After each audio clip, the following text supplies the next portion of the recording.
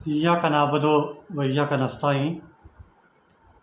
Dear viewers, जैसा कि आपके इल्म में है कि मौसम बरसात शुरू होने वाला है। मौसम बरसात शजरकारी का बेहतरीन महीना है। तो हम बटाला आज़ाद कश्मीर की बात करें तो बटाला आज़ाद कश्मीर में इस सीज़न में आम का फल होता है। बटाला में जो आम का फल है ये 1947 से पहले यहाँ हिंदू आबाद थे, उन्होंने ये शजरकारी की है, ये आम के दरख्त लगाए हैं। उसके बाद दिन ब दिन आहिस्ता आहिस्ता आम के दरख्तों की तादाद कम होती गई है। इसकी वजह क्या है? इसकी चंद वजूहात हैं, जिनमें से एक बहुत ज़्यादा आंधी तूफ़ान आते हैं। आंधी तूफ़ान की वजह से कई दरख्त जो हैं वो जड़ से उखड़ जाते हैं। कई दरख्तों का जो क्राउन होता है वो यानी घेरा वो कम हो जाता है। इसके अलावा कुछ लोगों ने अपने मकानों की तमीर के लिए, रिहाइश के लिए, ज़राअत के लिए दरख्तों को काट डाला है। दरख्तों के काटने की वजह से भी दरख्त कम हुए हैं। अब जो दरख्त काट दिए हैं उसके मतबादल नए दरख्त बहुत ही कम लगाए गए हैं। कुछ लोगों ने लगाए हैं लेकिन बहुत ही कम लोगों ने दरख्त लगाए हैं, जिसकी वजह से क्या हुआ है, बटाला आज़ाद कश्मीर के अंदर जो आमों के झुंड थे, जो दरख्त थे, वो इंतहाई कम हो गए हैं। तो मैं ज़िला पिंबर, आपको पता है आमों की पैदावार के लिए ज़िला पिंबर के तहसील पिंबर और तहसील बरनाला तकरीबन मौजूद हैं। इसके साथ साथ हमारे जो पंजाब के ज़िला गुजरात के कुछ एरियाज़ हैं वो भी आम की काश्त के लिए मौजूद हैं। बहुत सारे लोग, सियालकोट के भी कुछ इलाके आम की पैदावार के लिए जो है वो सूटेबल हैं। यहाँ के बहुत सारे लोग जो हैं, बहुत सारे टूरिस्ट एंजॉय करने वाले आमों की मैंगो पार्टीज़ को लुत्फ़ अंदोज़ करने तो आते हैं, लेकिन ये नहीं सोचते कि आया कि हमारे इलाकों में भी आमों के इस तरह के बागात होने चाहिए।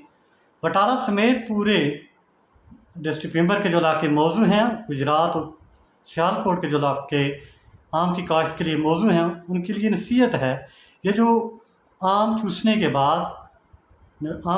बाद जो गुठली होती हैं, गुठलियों की तादाद है, उनको आप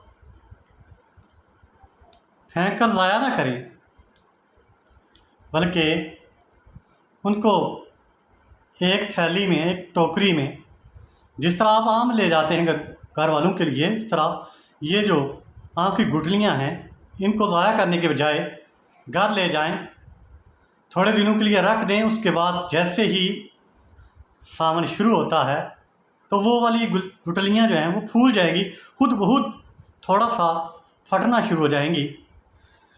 और अगर आप थोड़े और दिनों के बाद आप डायरेक्टली भी चूस कर उसके जूस को साफ़ करके फिर गुठली से जो है वो पौधा ग्रो करा सकते हैं, तो ये काम ज़रूर करें ताकि आने वाली नस्लें जो हैं वो आपकी एंजॉय करें। और बटाला के लोगों से भी अपील है कि ज़्यादा से ज़्यादा आम की गुठलियों से दरख्त लगाएं। आपका कोई ज़्यादा ख़र्चा नहीं आना, आम की गुठलियाँ जमा करनी है और मौसम का इंतज़ार करना है, गड्ढा खोदना है, गड्ढा खोद के लगा देना है और फिर बाद में बाड़ लगानी है ताकि बकरियों से हिफाजत हो सके। तो आइए पिंबर, सियालकोट, गुजरात के और बरनाला के लोगों के लिए मैं आम उगाने का तरीका शेयर करता हूँ। हो सकता है बहुत सारे लोग मुझसे बेहतर जानते हूँ कि आम को किस तरह ग्रो करना है, लेकिन मैं भी अपना एक तजर्बा, एक एक्सपीरियंस शेयर करता हूँ। सबसे पहले तो अगर सही सूटेबल मौसम आ जाए, जैसे आगे जुलाई में आएगा तो आम को क्या करें, आम को चूस के बिल्कुल जो है उसकी गुठली साफ़ कर लें। जब गुठली साफ़ हो जाती है उसको इस तरह हॉरिजॉन्टली रख के मिट्टी का जो गड़ा खोदा है उसमें रख दें। इसके लिए सबसे पहले मिट्टी का गड़ा खोदें या गमला ले लें, गमले में मिट्टी ले लें।